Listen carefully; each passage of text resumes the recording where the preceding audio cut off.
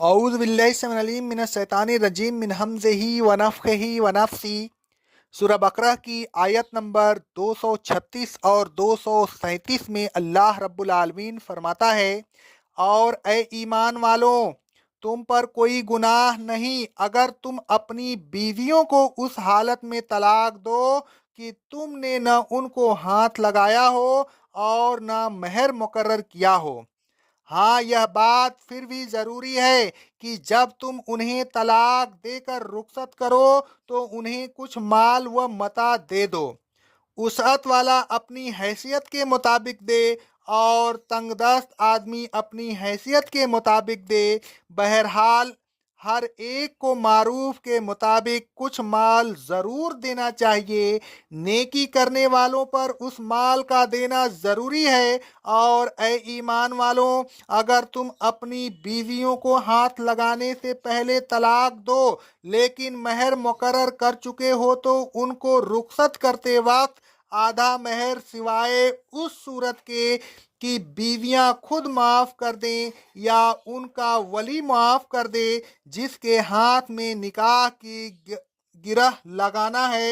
اور اے ایمان والوں، ایسی صورت میں اگر تم معاف کر دو تو یہی تقوی کے قریب ہے۔ اور اے ایمان والوں، آپس میں ایک دوسرے کے ساتھ حسن سلوک کرنے کو فراموش نہ کرو، بے شک اللہ تمہارے اعمال کو دیکھ رہا ہے۔ اگر تم احسان کرو گے تو اللہ تمہیں اس کا اجر دے گا، اور اگر زیادتی کرو گے تو تمہیں اس کی سزا دے گا۔ ان آیات میں اللہ تبارک و تعالیٰ نے طلاق کی دو قسموں کا ذکر کیا ہے۔ ایک یہ کہ نکاح ہو گیا لیکن مہر مقرر کرنے اور صحبت کرنے سے پہلے طلاق دے دی۔ دوسری یہ کہ نکاح ہو گیا اور مہر بھی مقرر کر دیا لیکن صحبت کرنے سے پہلے طلاق دے دی۔ اللہ تبارک و تعالیٰ نے ان دونوں قسم کی طلاق کو جائز قرار دیا۔ البتہ پہلی صورت میں بیوی کو رخصت کرتے وقت اپنی حیثیت کے مطابق کچھ مال دینے کا حکم دیا، اور دوسری صورت میں بیوی کو رخصت کرتے وقت آدھا مہر ادا کرنے کا حکم دیا۔ گویا اللہ تبارک و تعالیٰ کی طرف سے عورتوں پر یہ دو مزید احسان کیے گئے۔ آیت نمبر 236 سے معلوم ہوتا ہے کہ مہر کا مقرر کرنا نکاح کے لیے شرط نہیں اگرچہ ضروری ہے، جیسا کہ ہم انشاءاللہ سورہ نساء کی آیت نمبر 24 کی تفسیر میں بیان کریں گے۔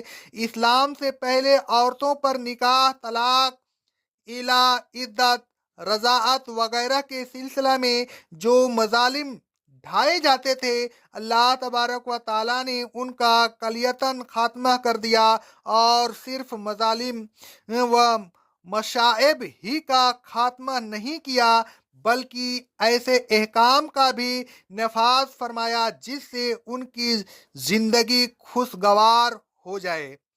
مندرجہ بالا طلاق کی دو قسموں میں سے پہلی قسم کے متعلق اللہ تبارک و تعالیٰ ایک اور جگہ ارشاد فرماتا ہے، سورہ احزاب کی آیت نمبر 49 میں، اے ایمان والوں، جب تم مومن عورتوں سے نکاح کرو پھر ان کو ہاتھ لگانے سے پہلے طلاق دے دو تو تمہارے لیے ان پر کوئی عدت نہیں کہ تم اسے پورا کراؤ۔ ہاں، انہیں کچھ مال دے دو اور پھر بخیر و خوبی رخصت کر دو۔ مال و متاع دینے کے سلسلے میں اللہ تبارک و تعالیٰ نے ایک شرط بھی لگا دی، اور وہ یہ کہ مال و متاع معروف و دستور کے مطابق دیا جائے، نہ حیثیت سے کم اور نہ حیثیت سے زیادہ۔ خوشحال اور فارغ البال آدمی اپنی مقدرت کے مطابق دے، تنگ دست آدمی اپنی مقدرت کے مطابق دے۔ پھر اللہ تبارک و تعالیٰ نے فرمایا، نیک لوگوں پر مطلقہ عورتوں کو کچھ مال و متاع دینا فرض ہے۔ طلاق کی دوسری قسم کے متعلق اللہ تبارک و تعالیٰ فرماتا ہے، اگر مہر مقرر کر دیا ہے تو رخصت کرتے وقت متعلقہ عورت کو آدھا مہر دو۔ مردوں پر نصف مہر کی ادائیگی فرض ہے، اس سے وہ بچ نہیں سکتے سوائے اس صورت کے کہ متعلقہ عورتیں اس مہر کو معاف کر دیں یا ان متعلقہ عورتوں کے ولی جن کو ان عورتوں کا نکاح کرنے کا اختیار ہے معاف کر دیں۔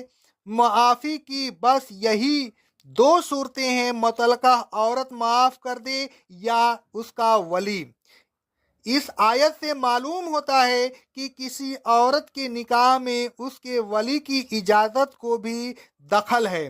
رسول اللہ صلی اللہ علیہ وسلم فرماتے ہیں، جامع ترمذی کی حدیث ہے، سند صحیح سے، بغیر ولی کے نکاح نہیں ہوتا، لیکن ولی کو یہ اختیار نہیں کہ وہ زبردستی نکاح کر دے، بلکہ اس سلسلہ میں عورت کی مرضی بھی ضروری ہے، اور ولی کا فرض ہے کہ وہ عورت کی مرضی معلوم کرے، خواہ عورت کنواری ہو یا بیوہ۔ رسول اللہ صلی اللہ علیہ وسلم فرماتے ہیں، صحیح بخاری اور صحیح مسلم کی حدیث ہے، بیوہ کا نکاح نہ کیا جائے جب تک اس سے مشورہ نہ لیا جائے، اور کنواری کا نکاح نہ کیا جائے جب تک اس سے اجازت نہ لے لی جائے۔ لوگوں نے کہا، اے اللہ کے رسول صلی اللہ علیہ وسلم، اس سے اجازت کیسے لی جائے؟ رسول اللہ صلی اللہ علیہ وسلم نے فرمایا، اس کا خاموش رہنا اس کی اجازت ہے۔ بیوہ عورت کو اپنے نکاح کے معاملہ میں ولی سے زیادہ اختیار ہے۔ رسول اللہ صلی اللہ علیہ وسلم فرماتے ہیں، صحیح مسلم کی حدیث ہے، بیوہ اپنے نفس کے معاملہ میں اپنے ولی سے زیادہ حقدار ہے۔ ولی اگر بیوہ کی مرضی کے خلاف نکاح کر دے تو وہ نکاح فسخ کر دیا جائے گا۔ حضرت خنسہ رضی اللہ تعالی عنہا فرماتی ہیں، صحیح بخاری کی حدیث ہے، ان کے والد نے ان کا نکاح کر دیا، وہ بیوہ تھیں، انہیں وہ نکاح ناپسند تھا، وہ رسول اللہ صلی اللہ علیہ وسلم کے پاس آئیں، آپ نے والد کے نکاح کو رد کر دیا۔ باپ کو کنواری لڑکی سے بھی اجازت لینا ضروری ہے، جیسا کہ پہلے بیان کیا گیا۔ رسول اللہ صلی اللہ علیہ وسلم فرماتے ہیں، صحیح مسلم کی حدیث ہے، باپ کو چاہیے کہ کنواری لڑکی سے اس کے نکاح کے سلسلہ میں اجازت لے، اور اس کی اجازت اس کا خاموش رہنا ہے۔ الغرض اللہ تبارک و تعالیٰ کے حکم کے مطابق نصف مہر کی معافی متعلقہ عورت کے اختیار میں ہے یا اس کے ولی کے اختیار میں ہے۔ پھر اللہ تبارک و تعالیٰ نے فرمایا کہ اگر تم وہ نصف مہر معاف کر دو تو یہ تقوی کے قریب ہے، اس لیے کہ جب شوہر نے بیوی کو ہاتھ نہیں لگایا تو یہی بات زیادہ اچھی ہے کہ شوہر پر کوئی بار نہ ڈالا جائے، اس پر احسان کیا جائے، اور اے ایمان والوں، آپس میں ایک دوسرے پر احسان کرنے سے غافل نہ رہا کرو، بلکہ ایک دوسرے پر احسان کرتے رہا کرو، بے شک اللہ تبارک و تعالی تمہارے اعمال کو دیکھ رہا ہے، وہ تمہیں ایک دوسرے پر احسان کرنے کو جزا دے گا، تمہارے احسان کرنا ضائع نہیں کرے گا۔ تم احسان کرو گے تو اللہ تبارک و تعالیٰ تم پر احسان کرے گا۔ عورتوں کو نکاح کرتے ہی فوراً طلاق دے دینا عورتوں کی بدنامی کا سبب ہوتا ہے۔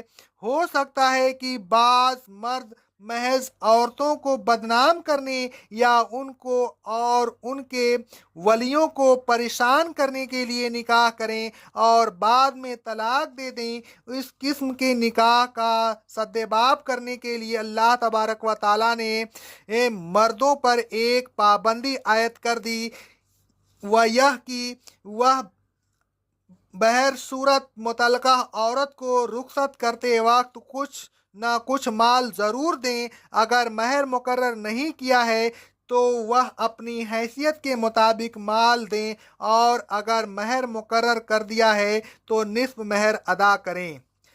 اے لوگوں، محض عورتوں کو پریشان کرنے کے لیے نکاح نہ کیجیے۔ اگر نکاح کر لیا ہے اور پھر طلاق دینا ناگزیر ہو گیا ہے تو ان متعلقہ عورتوں کو ان کے اسبات جو اللہ تبارک و تعالیٰ نے مقرر کر دیے ہیں ادا کیجیے۔ متعلقہ عورت کسی قسم کی بھی ہو بغیر اسے کچھ دیے رخصت نہ کیجیے۔ اللہ تبارک و تعالیٰ فرماتا ہے سورہ بقرہ کی آیت نمبر 241 میں، تمام متعلقہ عورتوں کو دستور کے مطابق کچھ نہ کچھ مال دینا متقیوں پر فرض ہے۔ اے لوگوں، آپس میں ایک دوسرے پر احسان کیا کیجیے۔ اقول قولی ھذا، استغفر اللہ استغفر اللہ استغفر اللہ۔